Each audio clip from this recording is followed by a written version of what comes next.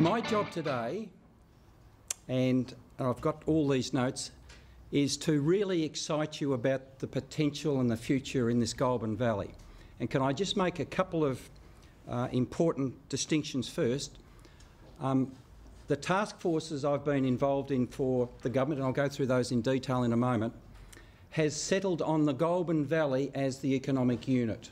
And what do I mean by the Goulburn Valley? It is the 4 municipalities of Greater Shepparton, Moira, Strathbogie and Campaspe.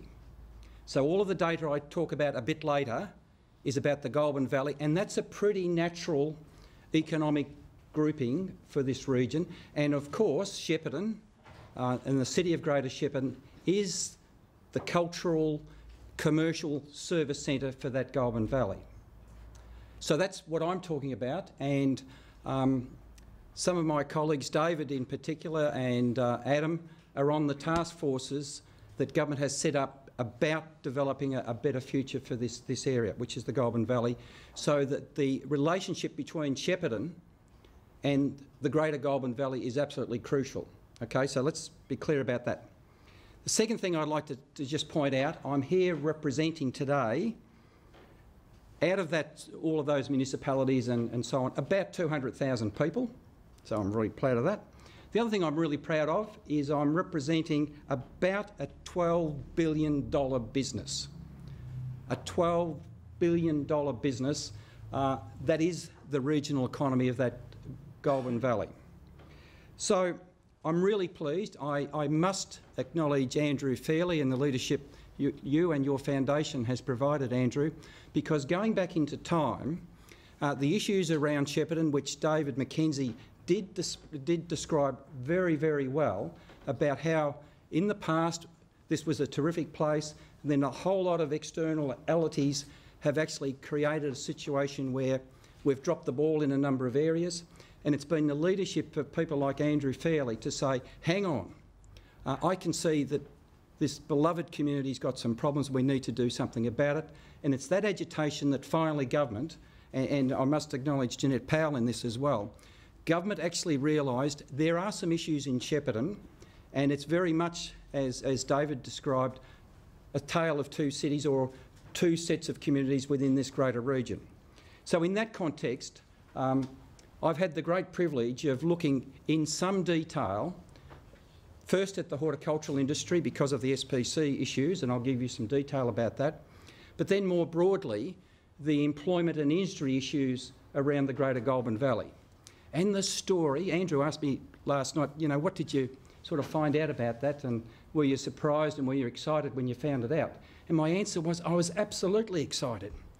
You know, we've lived here for 25 years and didn't really realise until we got into the detail just how strong industry is in this region. And it is based on agriculture, and I'll go through some of those details in a moment.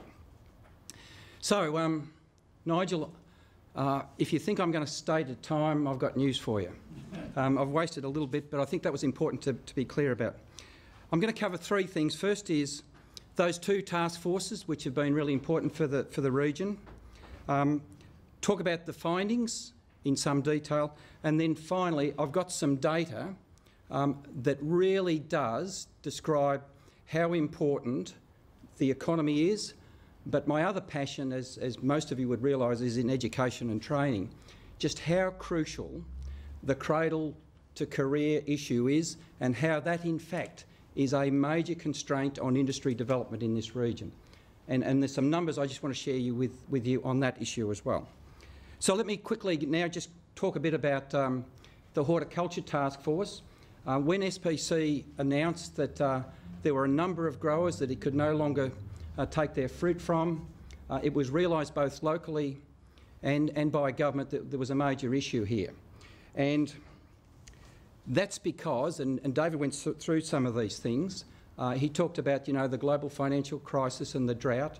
We had some floods as well. One of the big issues in this region has been water reform, you know, returning water to the environment, the uncertainty that created through all of those years, that investment stopped because of uncertainty. That's now past, of course. The changing markets for the products like SPC. The issue of the high dollar, but dumping from other economies that were having trouble and putting product into this market. And then the unlevel playing field in terms of international trade, where other countries can dump stuff here, but we can't send stuff somewhere else. So in both of the task forces, we took the view that we actually have to take a business approach, and whatever we do must be informed by data. It's no good just saying we'd like to do this because it's a good idea. So data was important, industry consultation was important, and recognise that if we're actually going to ever minimise the social disadvantage, it will only come when there's a strong economy that provides the opportunity for people to be employed and the wealth can flow. We then have to focus on our competitive advantage, and if you think about the competitive advantage in this region on a global scale and in a long term, it is outstanding.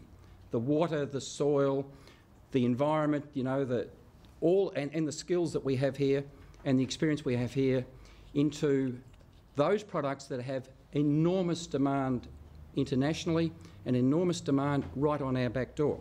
So competitive advantage must be demand driven. So we're not just saying, oh, we can do it, so just, you know, let's grow more and more pears, and if nobody buys them, well, we'll just have to find somebody to buy them. It actually has to start with the demand end. Take the long view of planning. Too often it's about cycles of governments and, you know, who has a bit of a passion for a short time, so we're taking the long view as well. And the final key issue is it actually must be driven by local leadership. And the calibres of, you know, the David McKenzies in this room show that we actually have the talent locally. We just now need to grab it by the throat and shake it so that when all the wonderful folk that have driven up in their cars from Melbourne, the comment I think Deborah made about, you know, we could have these discussions about education in Melbourne. In my vision, Melbourne will want to come here to have the discussions because this is where the cutting edge is going to be. This is where we can show what a community can do. I just went off script for a while there, sorry. Okay. So we need to capitalise on the natural productive strength of the land and the people, particularly dairy and horticulture, okay? Let me talk a bit about others though. In this town, education is particularly important, as is health.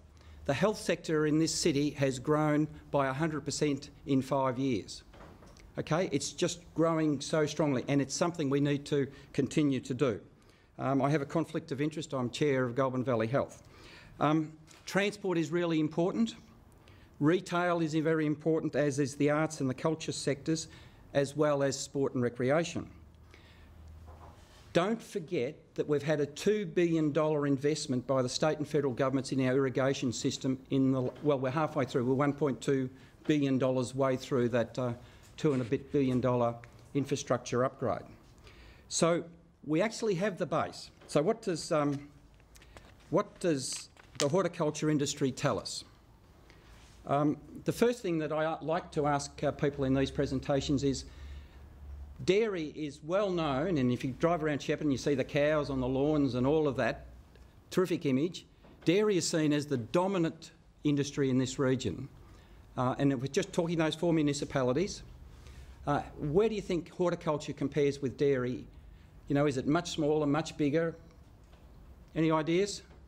The answer is, in terms of gross value of economic value added, the dairy industry represents 31% of the economy. Horticulture represents 30%. Now, Nat over there is saying, you know, dairy's going to power on, but my horticulture colleague's saying, look out, dairy, because we're actually on the way already. Now, let me just give you a bit of insight into the SPC story. You may not realise, but less than 20% of the fruit that is produced in this Goulburn Valley actually goes to SPC. Okay, a small proportion, and that's been declining for some time. It was 10 years ago, it might have been about 30 or 40%. It's down to probably 15, 17%. And it has been declining. And part of the reason for that decline has been the collapse of the export markets. 5 years ago, they were exporting about 40% of their fruit in cans. It's now down to 2 or 3%. The supermarkets, bless their souls, were the reason that dumped fruit could go into cans and go onto the supermarket shelves and basically give SPC serious difficulties and almost knocked them over. It's just ironic that the supermarkets, and you see the headlines in the newspapers the last couple of weeks, the supermarkets are now, you know, saving SPC because they're going to put their fruit back in their cans. They caused most of the problem in the first place. However, I hope you're not from the supermarkets. SPC also suffered significantly from the Australian dollar. You know, and that's why the export market also was pretty much. But the other issue, and I've got to say, I don't think Peter Kelly's in the room, is he? Shepparton is very fortunate that Peter Kelly is the CEO of SPC Ardmona. This guy is a goer, and just all of the media we've seen and the whole thing of getting the investment here has been through the enormous energy and foresight of Peter Kelly. And he will tell you, and this is Chatham House rules here, but the way that SPC has actually treated its growers in the past has been below what it ought to be, compared to the dairy industry, who treat their suppliers much, much better with support in terms of agronomic advice, economic advice and, you know, animal husbandry advice. The cannery just basically says, you're a supplier, you give us what we want or we don't want you. So there's going to be a change in that area, and SPC will turn around this business and will be a great and important part of the economy here. While I say it was only 20% of the fruit, the emotional and confidence level that having an SPC, an international company that will have the ability to innovate and get back and get into new products on both the domestic and export market, is absolutely what we have to have. Campbell's are doing that already. You know, it flies under the radar a bit, but they've won work that used to be done in the USA is now done in Shepparton because Campbell's are so good at doing it. So there's lots of examples like that. However, let me just tell you a bit about horticulture. Over the period, and this is a 10-year period from 2002 to about 12, there's been a 28% decrease in the number of growers on orchards, right? And nearly a third of the growers have gone in that period. In the rest of Australia, about 34% of growers have gone. So the decline has been a bit slower. However, there's been a 26% increase in the hectares of fruit in this region, right? So it's gone up a quarter in the area. And there was a big issues about, you know, pulling out trees and all the rest of it. When that crisis hit, the pulling out of trees was not much more than what normally gets pulled out of the normal rotation of trees coming out. And the area, as I say, has increased by 26%. The number of trees in that period has increased by 44%. You only have to drive around and you see the closely planted trees, but it's on a bigger area as well. And there's been a 120% increase in the value of production off those trees. Now, this is just mind-boggling type growth in an industry that, if we were to read the newspapers over the last 3 months, you'd think was down and out. The other interesting thing, and it's probably true of many, many industries, but 10% of the farms, and these are the large farms, generate 50% of the production. Okay?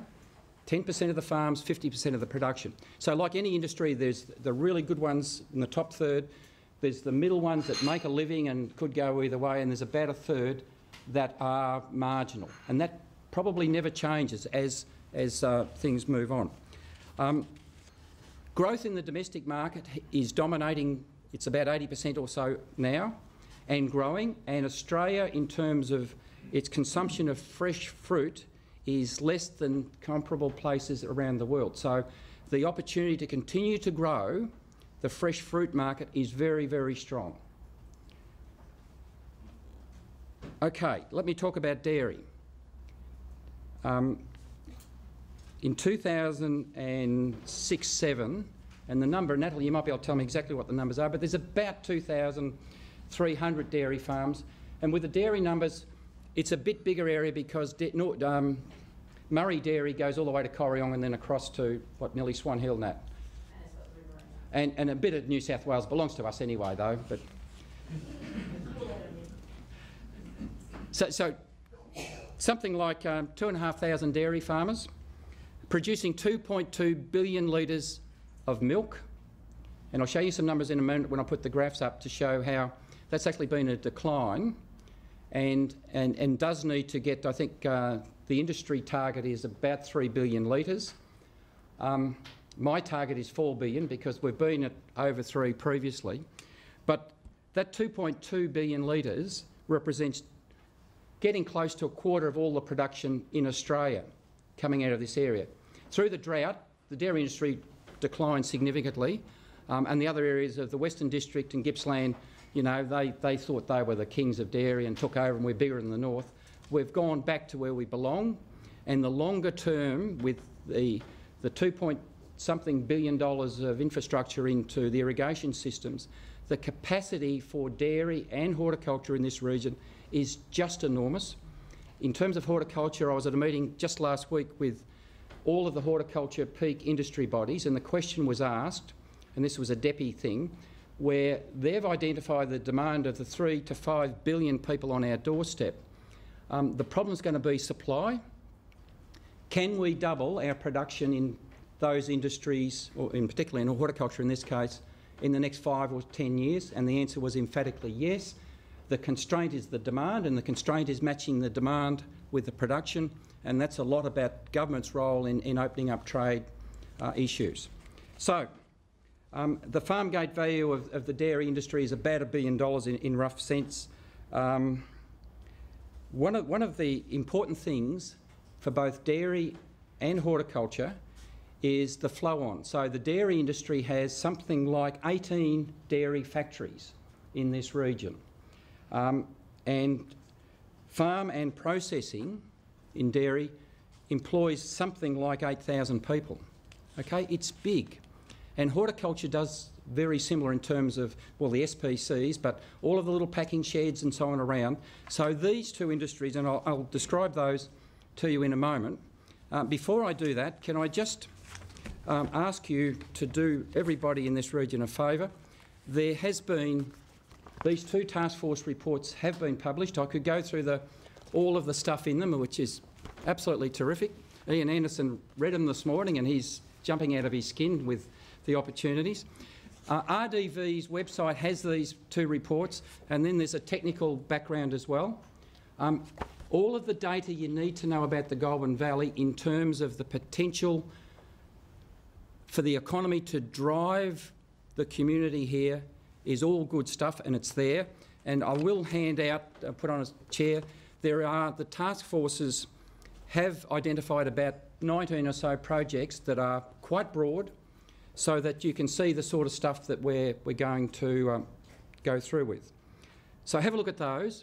And the second thing I want to say is that I have the privilege, along with David and Adam, to be part of what the government has asked us to head up a transition committee for the next 2 years, where the deliberations of this group can actually feed in our work so that we together can actually, and this is really important, locally lead and tell government what needs to be done here rather than government telling us what has to happen here. So there's an open opportunity. We have an opportunity, and government is listening, to really get the resources that we need. So without any further ado, let me just give you some numbers. Okay. The point I want to make here, we all know that the unemployment rate is now around maybe 6 or even 7% because the number is a bit rubbery. The point I want to make is in 2008, 4% below Victoria and below the rest of regional Victoria. Okay? This is just a blip, and there's probably some good reasons for that, but we need to attend to it. But when we say we can actually get our unemployment rate down to 4%, there is no reason, because it hasn't been that long since it was there before. If we look at the gross value added, the sort of $12 billion business I talked about earlier, you can see that the Greater Shepparton and the green bit in the middle is the fundamental driver. Strathbogie, the top one, is is quite small, and you see the others do the contribution. But if you can look at the brown line, that's what I want you to concentrate on here. See how the growth rate declined because of the drought, the floods, the dollar, you name it, that tsunami or the what was it, David? The tectonic shift is obviously based on a land science degree. That tectonic shift has had the impact. This is the good bit. We're starting to come out of that, and we'll come out of that very, very strongly. Okay, that was the good story. This is the bad story. This is attending an educational institution in 2011, and I try to put a rough old line around that yellow bit there, but you can see in terms of participation for 17, 18, 19, 20-year-olds, it's an abysmal record. Okay, we're nowhere near the regional average for Victoria, and we're miles behind. We're miles behind the region, the Victoria, as well as the region. Those numbers are well demonstrated everywhere. It is a big problem. Okay. The next issue is unemployment, participation and education, and this is just demonstrating, and you can see where the red marks are, this is simply demonstrating if your education level is low, the chances of getting a job are low as well. That's absolutely a fundamental, and there's the data to show you exactly, you know, it just comes together so well. Okay, now back to the exciting bits though. Not everybody would recognise that agriculture is so dominant in this region, and you can see the drop back from 2002 in agriculture as a result of those things that we've talked about. But you can see it is dominating. You know, manufacturing follows that agricultural industry, and transport's there too, and then healthcare with the growing population and so on comes in third. But you can see retail, trade, education and training are really important as well. This one's a little bit more difficult to actually understand. You can see that in terms of the percentage of jobs, agriculture is actually not the highest. But in terms of contribution to the economy, it changes dramatically, and you can see it goes very, very high. This is because, so if you're working in agriculture, I think the number is something like, for each full-time employee, the value added is about $270,000. If you're working in, say healthcare, it's more like $90,000 or $100,000. So the value of the output of people working where you know, and I produce prime lambs. We start with absolutely nothing, and then in 7 months later, here's a 30-kilo lamb carcass weight that you can put on your plate. So that's really produced something. I hope there's no restaurateurs, but if you go and have a cup of coffee, the service is great and it's there and gone. So, but the value, I can feed 20 people and 1 cup of coffee served. So there is, in terms of this region, the real opportunity. We produce things that are very valuable, and a hungry world, and a world that's, I think the demand at the north of Australia is going to increase by 6 times for that middle level income people who want to buy luxury goods. 6 times it's going to increase. So we are in a great spot. I've got some more slides, but I'm going to stop there now, Nigel. That's the picture. In terms of this great event, the business side and the opportunity to drive real value in the economy is there. The challenge is to get all the other bits together to make sure that we can actually continue to grow that. Thank you very much.